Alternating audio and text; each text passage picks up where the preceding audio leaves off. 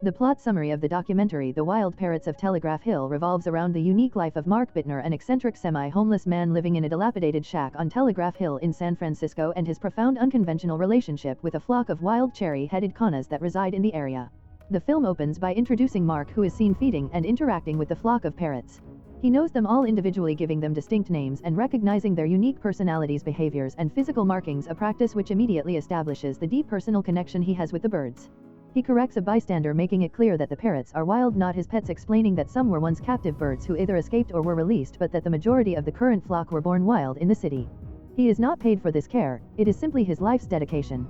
The film delves into the individual stories of some of the more colorful members of the flock. One of the central birds is Mingus, a wild-caught banded cherry-headed conna with a permanently damaged leg. Unlike the others, Mingus constantly seeks refuge and companionship inside Mark's small apartment, a bird who doesn't want to be wild. He exhibits a Dr. Jekyll and Mr. Hyde personality, alternating between sweet affection and aggressive protective behavior around his favorite nesting spot, a milk crate by the refrigerator. Mark often has to put the aggressive Mingus outside, but the bird is terrified of being forced to leave. Mark openly professes his love for the difficult bird. Another prominent bird is Connor, a blue-crowned conna, a different species from the cherry heads. Connor is described as regal, cranky, and clearly unhappy because he doesn't have a mate and is an outcast among the flock. He is one of the original birds who started the flock years ago, making him an elder, but he still yearns for the company of his own kind. Mark had hoped to befriend Connor first, but the bird remained aloof. Connor previously had a mate named Catherine who died, after which he disappeared for 10 days in mourning. The theme of pairing and relationships is explored through other birds as well, such as the feather-plucking Scrapperella and her mate Scrapper, who eventually broke up. The documentary weaves Mark's own personal history into the narrative of the parrots. He reveals that he came to North Beach decades earlier to become a rock and roll star inspired by the beats and the local artistic scene. He spent years living on the streets or in temporary unconventional housing, holding on to a desire for freedom over a careerist path, struggling to find right livelihood. After his music career ended, he was adrift until he got a caretaking gig on Telegraph Hill. He started feeding the birds, initially just native species, as a way to engage with nature, inspired by the poet Gary Snyder. The moment the first wild parrot landed, his life changed. Observing the parrots became his passion, a task that filled his days and gave his life meaning, even though it offered no financial support. Mark's dedication to the birds goes beyond simple feeding.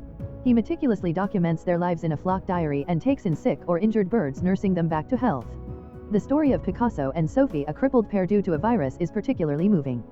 Sophie had to be ransomed by Mark from a homeless woman who found her.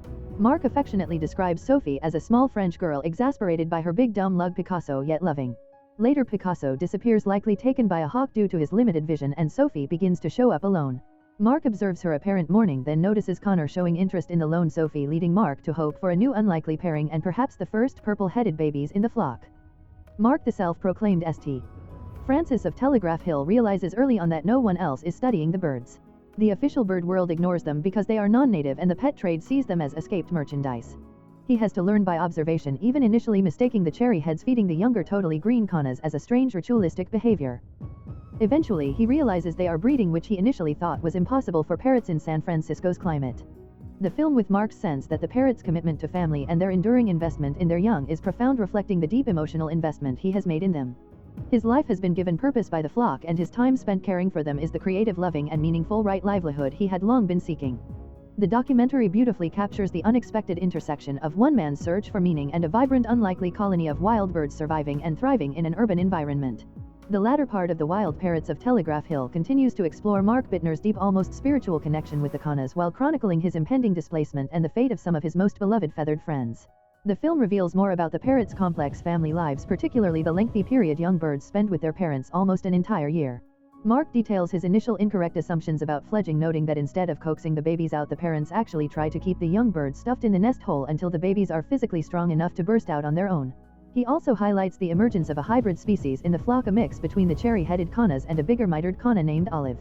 Mark speculates on the reasons a cherry-head might pair with Olive and expresses his delight in this new unique San Francisco bird that could not have naturally occurred in the species' separate South American territories. A crisis occurs when Olive falls ill and cannot fly, forcing Mark to take her into his home for care. Her mate Pushkin, a cherry-head conna and new father, is left alone to feed and care for their babies in the nest. Mark assumes the babies will perish without their mother's warmth and assistance. However, Pushkin demonstrates surprising dedication, constantly bringing food back to the nest until one of the babies successfully fledges, a moment Mark describes as beautiful. The film then tackles the enduring mystery of the flock's origins, presenting various urban legends. These range from a truck full of parrots having an accident in the 1970s to an old woman on Russian Hill who released her pets upon her death to a crazy woman opening the doors of her bird store after a breakdown or a shipment box breaking open at the airport. Mark himself leans toward the account of a friend who accidentally let Kanas out of a box on Fillmore Street, suggesting they were the original founders. The documentary revisits the theme of peril in the wild. Mark describes the parrot's loud and sometimes violent behavior during the excitement of the breeding season, which includes vicious fights. He notes that the flock can be merciless towards sick or injured members, though he has seen the outcast Connor surprisingly come to the aid of a victim under attack. The parrot's main natural predators are hawks, and Mark details their various defensive maneuvers, scattering in different directions or confusing the hawk by flying up behind and following it. Mark's own life story reaches a pivotal point when the owners of the cottage he is squatting in, whom he praises for their patience and generosity, decide to undertake a substantial renovation that requires him to leave. This necessitates a tough separation from the small number of sick or crippled birds he keeps indoors, including Mingus. He arranges to move them to a special needs parrot facility called the Oasis, preferring to hand carry them to avoid the trauma of shipping. The goodbye with Mingus is emotional and difficult for Mark. The summary concludes with Mark reflecting on his deepest bonds, particularly with a crippled bird named Tupelo, the first bird he cared for who died. He recounts a powerful nonverbal experience with Tupelo the night before she passed, feeling her intense gratitude for his care and then her regret and resignation when he moved her from his bedside. This experience shatters his subconscious anthropocentric view of the world, forcing him to accept that animals feel deeply and that all life is interconnected like the droplets in a waterfall returning to one river. Finally, Mark bids a final goodbye to Connor during his last feeding before moving. Shortly after Mark leaves, the blue-crowned Kana, who had insisted on staying free despite his age, is killed by a red-tailed hawk in a dramatic attack. The loss is keenly felt, but Mark maintains that it was Connor's choice to remain wild. Mark acknowledges that the parrots and the cherryheads brought him into a new world of appreciating nature, causing him to notice and find life in even the native birds he once found boring.